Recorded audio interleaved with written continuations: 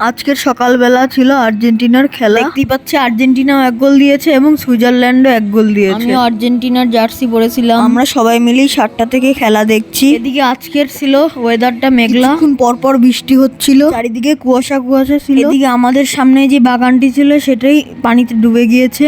এখন একটু পানি কম আছে, কিন্তু 2-3 দিন আগে অনেক পানি ছিল এই বাগানটিতে।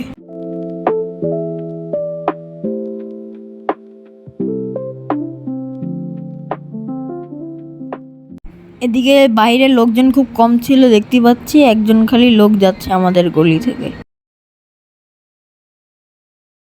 আমাদের আরেকটি রুম দেখতে পাচ্ছি এটি।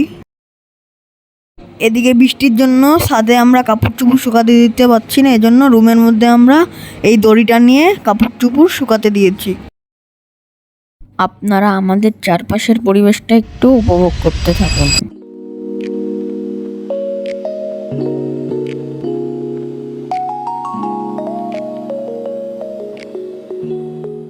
তো আজকের ভিডিওটি ছিল এই পর্যন্তই। সবাই ভালো থাকবেন, সুস্থ থাকবেন।